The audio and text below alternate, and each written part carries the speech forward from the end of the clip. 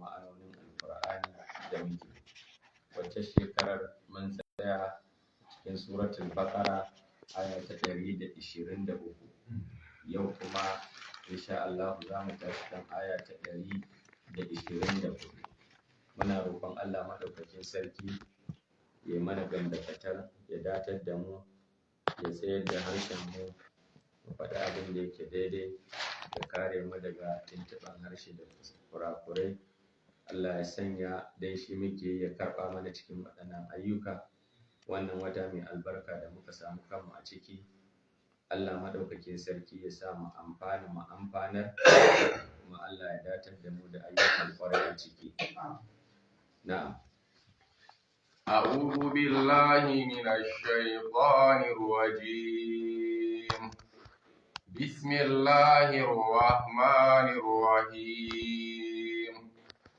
وإذ ابتلى إبراهيم ربه بكلمات فأتمهن قال إني جاعلك للناس إماما قال ومن ذريتي قال لا ينال أحد الظالمين. Allah madaukakin sarki yace waqtu yace katina idibtala ibrahima, yayin da Allah madaukakin sarki ya jarrabi annabi Ibrahim alaihi salam. Allah madaukakin sarki ya jarrabi annabi Ibrahim alaihi salam da waɗansu abubuwa har kusan guda 10. Ya jarrabe shi, ya amuruhu bi awamirin wa nawahi, da umarni da kuma hani. Wasu jarrabawa umarni ne, wasu jarrabawar kuma hani ne. Kallafahu biha, wanda Allah ya dora masa su. Hiyal manasikil hajj, aka ce manasikil hajj, aikin hajji ne Allah ya dora masa. Wakila an faɗi ma wasu abubuwan, aka ce al-madmadatu, kuskurar baki, wal istinshaq da sheƙa ruwa, wa qassu sharibi was-siwak da aswaki, wa qassu sharibi da sosayen gashin baki, wa qalmul azafir da kuma yanke kumba farce, wa natfil ibti da shire gashin hamata, halqul ana da kuma aske gashin mara, wal khitan da kaciya, wal istinja'u da tsarki.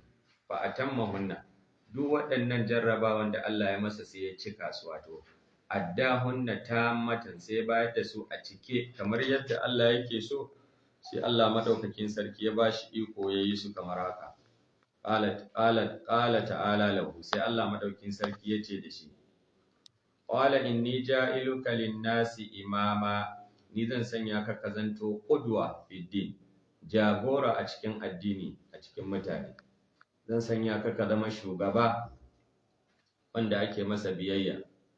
Qala yace wa min dhurriyyati auladi ij'al a'immatan.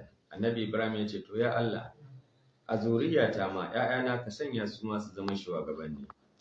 Qala sai yace la yanalu ahadi zalimin bi imamati, ay az-zalimin al-kafirin minhum, dalla ala annahu yanaluhu ghayru zalim.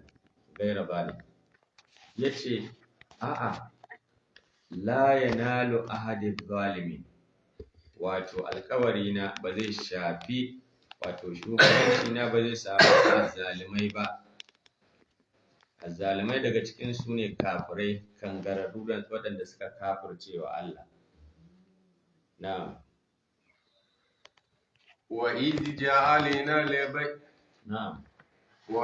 جعلنا البيت مثابة للناس وأمنا واتخذوا من مقام إبراهيم مصلى وعهدنا إلى إبراهيم وإسماعيل أن طهرا بيتي للطائفين والعاكفين والركع السجود. واذكروا كتنا دي إذ جعلنا البيت أي الكعبة مثابة للناس، أي مرجعا yatubuna ilayhi min kulli janibi.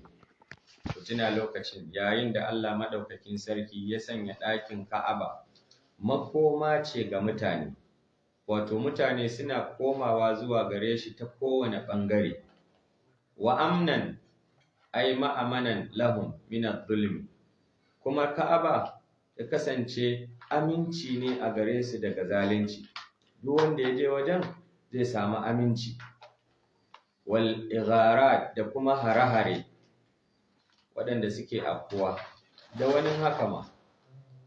Saboda haka sai ka ga mutum ya haɗu da wanda ya kashe mahaifinsa a Ka'aba, amma saboda girmama Ka'aba da suke yi ba zai iya ɗaukan fansa ba, saboda waje ne da ba a so a zubar da jini. Kai har ciyawa ma ta ainihin Ka'aba ba a so a tsinka. Kai har farauta ma, abin farauta ma na Makka, ko kai ɗan farauta ne to ba a so ka farauce shi. In ma wani ya farauce shi, kai da kai harama da aikin hajji ba za ka ci ba. Saboda aminci, ciyawa ma an hana tsinta a Makka. Shine Abbas babban annabi ya ce ban illal ifka, banda tsaure. Shine sai manzon Allah ya ce banda tsaure, saboda makera suna amfani da shi wajen rura wuta. Sannan kuma ana amfani da shi wajen buso in an je makabarta a tattoshe, kamar yadda muke amfani da ganye a nan, to su suna amfani da wannan. Sai manzo Allah ya ce to wannan kantin da yana amfanan mutane ban da shi, amma in ba haka ba to har da shi, saboda waje ne mai aminci. Sai ya ce wattakhidhu an karanta wattakhidhu min muqama Ibrahim musalla. Ayya bani Isra'ila, ya ku bani Isra'ila, ku riƙi maqama Ibrahim musalla, wajen da annabi Ibrahim ya tsaya ku riƙe shi a matsayin da za ku yi sallah. Idan kun yi me? Idan kun yi dawafi. wattakhidhu min maqama Ibrahim musalla, ai jaddukumul a'la, shine kakanku mafi daukaka, alladhi laysa bi qaribin indakum, wanda shi ba ankum, shi ba ainihin wato makusanci bane, manesanci bane daga barin ku. Ka karanta takhidhu min maqama Ibrahim musalla ko? Sai aka ce wa ahidna ila Ibrahima, sannan mun yi alkawari, kenan amarnahuma, mun umarci annabi Ibrahim wa Isma'il da ɗansa annabi Isma'il, an tahira baitiya, su tsarkake ɗakin Ka'aba dangane da gumaka, fitar da su, liqa'ifina, ga masu yin dawafi, wal akifina ay muqimina fihi, da masu yin itikafi wanda suke tsayawa su ta ibada a ciki, war ruk'a'is sujud, da kuma maye sai ruku'u masu sujada. إبراهيم رب اجعل هذا بلدا آمنا وإذ قال إبراهيم رب اجعل هذا بلدا آمنا وارزق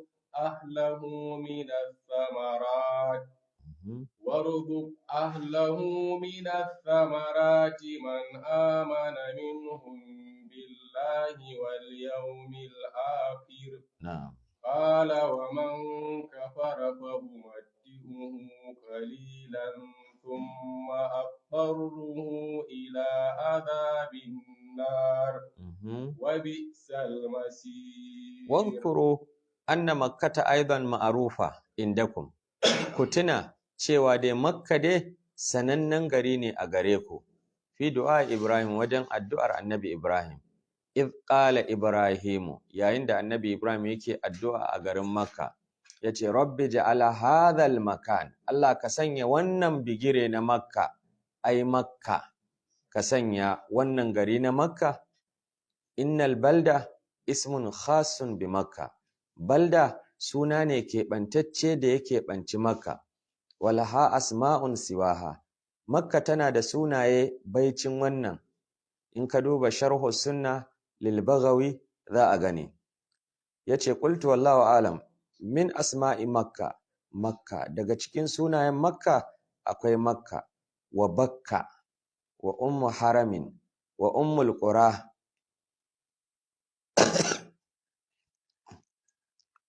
wal bali'a wa baitul atiq wal hatima wa barra wal haram wal masjidil haram wal baladul amin. Duk wannan sunaye ne na makka. Idan kaga mutum yana da sunaye da yawa yana nuna maka ɗaukakarsa kenan. To garin makka gari ne mai ɗaukaka mai daraja. Baladan aminan, ya Allah ka sanya wannan gari na makka gari ya kasance amintacce, za amnin wato ma'abocin aminci. Waƙad ajaba Allahu du'a'ahu, Allah kuma tunin ya amsa addu'ar annabi Ibrahim. Faja'alahu haraman aminan, ya sanya shi makka gari ne mai daraja kuma amintacce. La yusfaku fihi damu insanin, ba a zubar da jinin mutum a makka, kashe mutum ba a yi. Wala yudlamu fihi ahadun, ba a zaluntar kowa a can. Kai har tsuntuwa ma in mutum ya tsinta baya ɗaukawa ya ce Allah ne ya bani ba malam ba. Tsuntuwa ma in mutum ya yi a makka haramun ne mutum ya sa a aljihu ya tafi da shi, sai dai dan ya yi cikiya. Wala yusadu saiduhu, ba a farautar abin farauta a makka saboda amincin garin. Wala yukhta khala'uhu, ba a ma yin ciyawa a garin. Ai la yaqta'u hashishahu, ba a yanke ciyawar makka ɗanye ko bushashe. Warzuqu ahlahu minath thamarati, ya Allah ka azurta mutanen garin da 'ya'yan itaciya. To su kaga Allah ya azurta garin ta ko'ina kawowa ake, ta ko'ina kawowa kayan marmari ake. Ya ce man amana minhum billah, annabi Ibrahim ya ce waɗanda suka yi imani da Allah daga cikinsu ka azurta su. Wal yawmil akhiri, da ranar tashin alkiyama. Wa khassahum bid du'a ilahum, ya keɓance su da addu'a. Allah madaukin sarki yace la yanalu ahadiz zalimi. Ai qala Allah ta'ala wa arzuqu man kafara fa umatti'uhu. Yace kai ai waɗanda suke azzalimai ma ba zan hana su ba, wanda suke kafirai ma su ma zan jiyar da su daɗi. Qalilan ɗan kaɗan muddata hayatihi, tsawon rayuwarsu. Thumma aqarruhu ay alja'uhu fil akhirah, sannan kuma na kora su cikin wutar jahannama, ila azabin nar, zuwa azabar wuta. Wala yajidu anha mahisa, ba za su samu wanda zai kawar da su daga shiga wuta ba. Wa bi'sal masir almarji'u hiya, tirda makomarsu, wato wuta ta kasance makomarsu. Kenan Allah madaukakin sarki tunin ya karba addu'ar annabi Ibrahim, yace wanda ya yi imani da Allah da ma wanda ya ƙi yin imanin, shi ma za a jiyar da shi daɗi gwargwadon tsawon rayuwarsa, amma da zarar ya mutu to zai gane da ruwa ake shayi. Sai Allah madaukakin sarki ya ce وإذ يرفع إبراهيم القواعد من البيت وإسماعيل ربنا تقبل منا na'am. إنك أنت السميع العليم ربنا واجعلنا مسلمين لك ومن ذريتنا أمة مسلمة لك وأرنا مناسكنا وتب علينا إنك أنت التواب الرحيم ربنا وابعث فيهم رسولا منهم يتلو عليهم آياتك ويعلمهم الكتاب والحكمة ويزكيهم إنك أنت العزيز الحكيم. واذكروا yace ku tuna anna muhammadan ma'rufun indakum, annabi muhammad fa sananne ne a wajen ku, li'annahu huwal mujabu bihi du'a'u ibrahim, da shine Allah ya amsa addu'ar annabi Ibrahim, wato shine Allah ya aiko sanadiyar addu'ar annabi Ibrahim alaihi salam badadin Allah.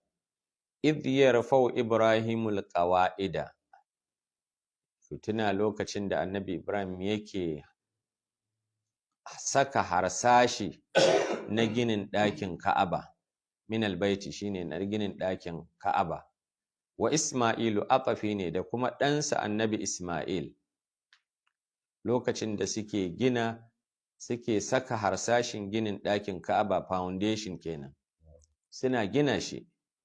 Ya ƙulani su biyun suke cewa rabbana taqabbal minna, ya ubangiji ka amsa mana.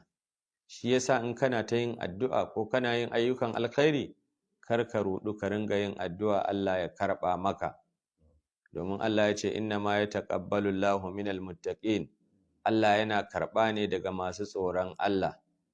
Idan Allah ya karɓa daga gare ka, to kana cikin masu tsoron Allah kenan, kana tsammanin dacewa a wajen Ubangiji. Allah ka datar da mu. Innaka antas sami'u lil qawli, ya Allah kai ne mai jin duk wani mai faɗi. Al-alim bi jami'il ahwal, kai ne masani ga dukkan halaye. Rabbana, ya ubangijinmu, waja'alna muslimaini munqadina laka, ka sanya mu masu ciruwa zuwa gare ka.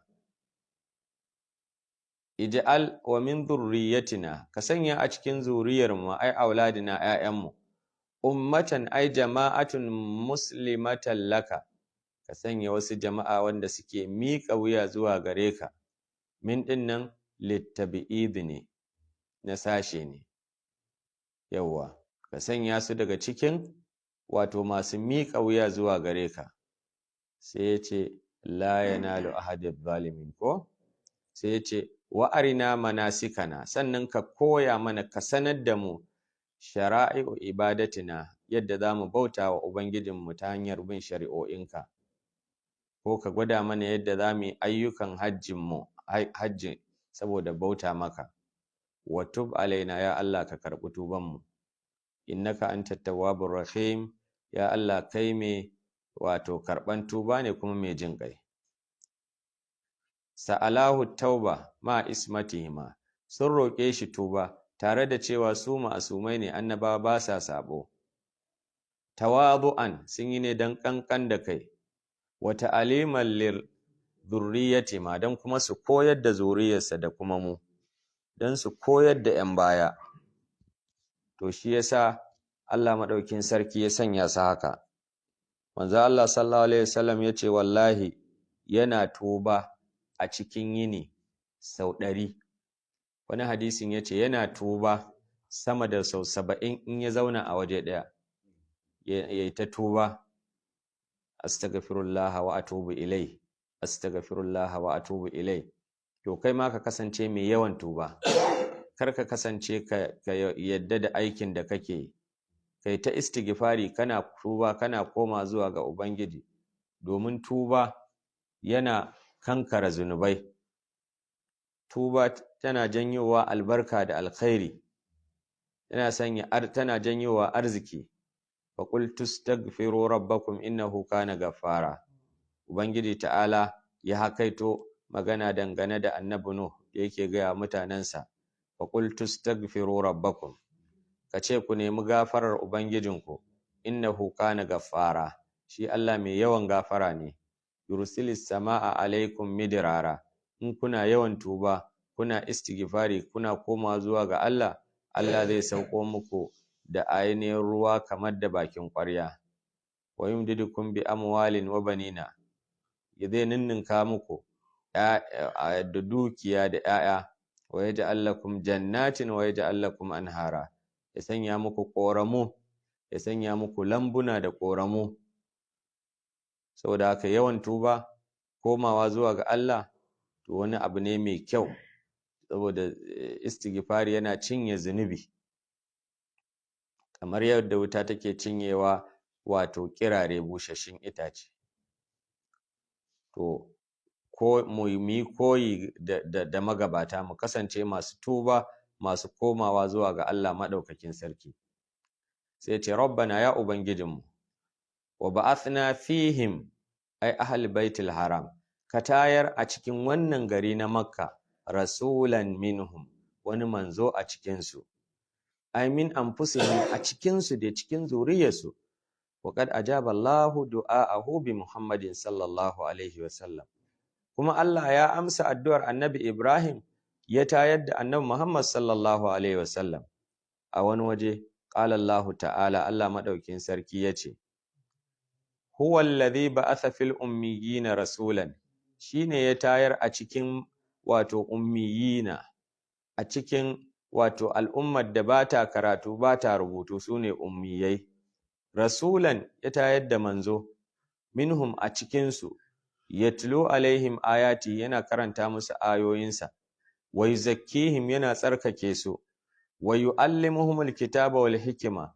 yana sanar da su alkitab littafi wal hikma da kuma sunna hadisai wa in kanu min qablu lafi dalalin mubin ko da yake da can suna cikin bata mabayyaniya suna cikin duhu sai Allah ya turo musu da haske shiriya da alkur'ani saboda haka a cikin larabawan Allah ya tsamar aka fitayar da manzon Allah sallallahu alaihi wasallam sun san nasabarsa sun san gaskiyarsa sun san komai nasa har ma suke ce masa al'amin amma saboda shaidana da ya ce musu la ilaha illallah yastakbirun huballata da uzza da banata da hubal sai su ce aj'alal alihata ilahan wahida yanzu abin bauta kwaya ɗaya kawai zamu rike mu bar kowa kamar a zo a ce maka ka zo ka rike manzon Allah sallallahu alaihi wasallam ka bar duk wani shehi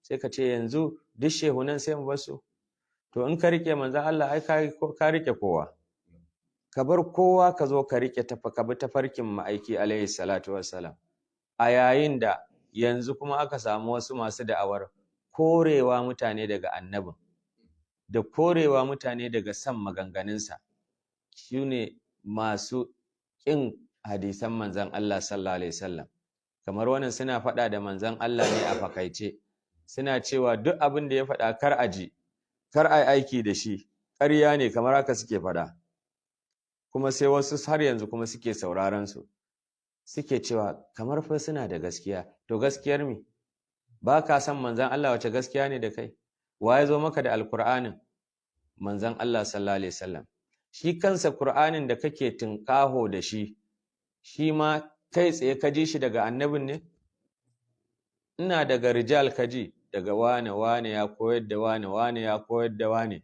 har aka tike manzon Allah kansa ya ce wa sahabbai ku koyi alkur'ani daga wajen sai ya irga mutane hudu ya ce ku koyi Qur'ani daga wajensu to kun ga su kansu sahabban ma manzon Allah wasu ba daga makin manzon Allah kai tsaye suka ji ba daga sahabban suka ji su ma sahabban tabi'ai suka ji daga gare su su ma har ya zo garin mu duk mahaddacin alkur'ani in ka bibiye shi za ga yana da malami har sai ya kai ga annabi sallallahu alaihi wasallam to haka hadisan su ma da suka zo ta wannan silar sai aka ce a'a a rike iya Qur'ani kadai a bar hadisai to kamar ana raba ka da waye da manzon Allah sallallahu alaihi wasallam wanda aka ce kai imani da shi to kun ga al'amarin ya zama wato me akwai angulu da kan zabo waɗansu ne kawai orientalist mustashrikun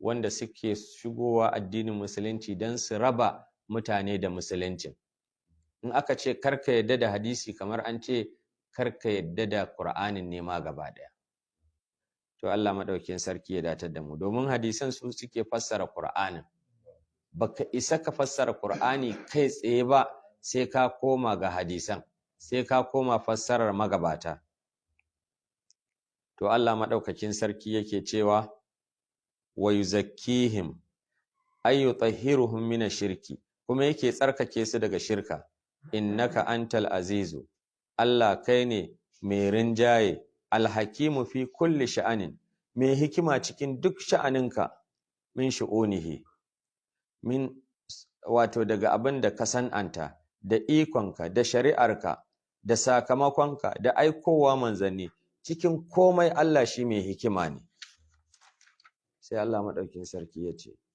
ومن يرغب عن ملة إبراهيم إلا من سفه نفسه ولقد اصطفيناه في الدنيا وإنه في الآخرة لمن الصالحين. Allah maɗaukakin nam ci gaba. إذ قال له ربه أسلم قال أسلمت لرب العالمين. ووصى بها إبراهيم بنيه ويعقوب ربنا تقبل منا. ووصى بها إبراهيم بنيه ويعقوب يا بني إن الله اصطفى لكم الدين فلا تموتن إلا وأنتم مسلمون. Waman wato ai la yargabu an millati Ibrahim, ba wanda zai kyamaci yaƙi addinin annabi Ibrahim, fa yatrukuha ya batta illa man safiha nafsahu, sai wanda ya wautar da kansa, ai jahila annaha ai annas makhluqa lillah fa yajibu alaihi ibadatahu. Ba wanda zai kyamaci ya bar addinin annabi Ibrahim sai wanda ya jahiltar da kansa, sai wanda ya wautar da kansa, ya mayar kansa wawa soko sakare. Walaqad istafainahu ay ikhtabarnahu fid dunya. Allah ya ce mun zaɓe shi, mun jarraba shi a duniya, bin risala, mun zaɓe shi a duniya bin risalati ta hanyar manzanci, wal khulla da kuma badaɗantaka. Allah maɗaukakin sarki yake cewa Allah ya riƙe annabi Ibrahim badaɗi. Allah ya riƙe annabi Ibrahim badaɗi. To Allah ya zaɓe shi. Wa huwa khalilullahi ta'ala. Shi badaɗin Allah ne maɗaukin sarki. Wa innahu fil akhirati lamina salihin. Kuma lahira yana cikin mutanen kirki. Alladhina lahumud darajatul ula, wanda suke da daraja maɗaukakiya. Wadhkuru yace ku tuna id qala lahu rabbuhu aslim, yayin da ubangijinsa yace ka miƙa wuya, in qad lillahi, ka miƙa wuya zuwa ga Allah, wa akhlasa lahu dinaka, ka tsarkake addinin ka gare shi, kamar yadda ka nema daga zuriyarka. Qala sai yace aslamtu li rabbil alamin, na miƙa wuya ga ubangijin talikai. Lokacin da Allah ya nemi yayi kaza sai yace yayi, kawai ya miƙa wuya. Wa wassa, an karanta ausa wa ausa, yawa wa wassa biha, wato Allah maɗaukin sarki ko annabi Ibrahim ya yi wasiya da wannan addini na musulunci awa banihi, ‘ya'yansa. Wa Yaƙub, shi ma haka annabi Yaƙub, shi ma ya yi wasicci ga ‘ya'yansa aiban kuma biha, wa huwa Isra'il, shi ne Isra'il. Bawan Allah kenan. Ya bani, ya ce ya ku ‘ya'yana, inna Allah astafa lakumuddin, Allah ya zaɓar muku addini, dinal Islam shine addinin musulunci. Allah ya zaɓar muku addini shine addinin musulunci. Dinul Islam huwa dinullahi ta'ala, addinin musulunci shine addinin Allah. Walam yarda lil ibadi siwahu, Allah bai yaddar wa bayansa wani addini in ba musulunci ba. Walam ya'mur bi ghairihi, bai umarni da wani musulunci ba.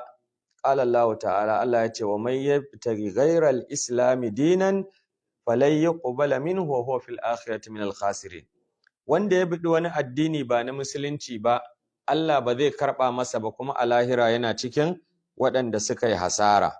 Saboda haka addinin musulunci shi a addinin gaskiya, shine addini na ƙware. Duk wanda ya bidi wani addini ba na musulunci ba, to Allah ba zai karba masa ba. Shi yasa Allah ya ce fala tamutunna illa wa antum muslimun, kar ku yadda ku mutu face kuna musulmai.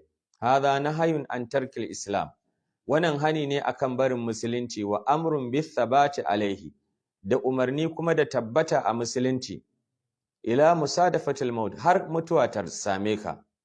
Fa hadhihi wasiyatu yaquba isra'ilu, wannan ita ce wasiyar annabi Yaqub, shine Isra'il kenan.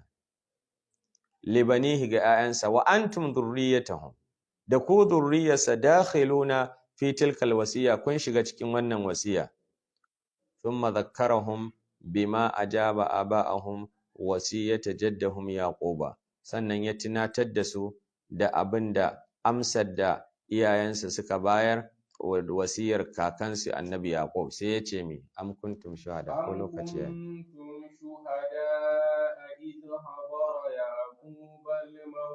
إذ قال لبنيه ما تعبدون من بعدي قالوا نعبد إلهك وإله آبائك إبراهيم وإسماعيل وإسحاق إلها واحدا ونحن له مسلمون تلك أمة قد خلت تلك أمة قد خلت لها ما كسبت ولكم ما كسبتم ولا تسألون عما كانوا يعملون. Ubangiji ta'ala ce kuntum shuhada am kuntum shuhada wai shin ko dai kuna halarce ne idh hadara yaqub al-maut yayin da mutuwa ta halarto wa annabi yaquba yayin da yake cewa libanihi ga 'ya'yansa mata abuduna min ba'da mauti wa za ku bauta bayan mutuwa ta qalu suka ce na abudu ilahaka za mu bautawa wato abin bautarka Allahnka kenan wa ilaha aba'ika Ibrahim da Allahn annabi Ibrahim wa Isma'il da Isma'il wa Ishaqa da Ishaqa za mu bauta musu wa Ishaqa da Ishaqa duka za mu bauta musu na'am qalu na'budu ilaka ko za mu bautawa suka irgo waɗannan suka ce ilahan wahida abun bauta guda ɗaya wa nahnu lahu muslimun dukkan mu masu miƙa wuya ne ai idza abaitum an tuslimu lahu in kuka sallama a gare shi to mu masu miƙa wuya ne zuwa gare shi wa kaifa abaitum islam ta yaya ma za ku kyamaci musulunci wa qad hadartum kullu hadhihi al-ashiya bayan kun halarci duk waɗannan abubuwan sai Allah ya ce tilka ummatun qad khalat waccar al'ummar ta gabata ai salafat laha ma kasabat na gare ta abin da ta tsururta walakum ma kasabtum kuma na gare ku abin da kuka aikata shine kuka tsururta wala tusaluna amma kanu ya'malun ba za a tambaye ku ba dangane da abin da suka wato aikata ba kama la yasaluna an amalukum kamar yadda su ma ba za a tambaye su dangane da abin da kuka aikata ba wal jumlatu ta'kidun lima qablaha jumlar tana karfafa abin da ke bayanta ne to nan ne zamu dakata sai in Allah ya kai mu gobe kuma sai mu dora abin da muka faɗa daidai Allah ya ba mu ladansa abin da muka kuskure Allah ya gafarta mana subhanakallahumma bihamdik ashhadu an la ilaha illa anta astaghfiruka wa atubu ilayk wassalamu alaikum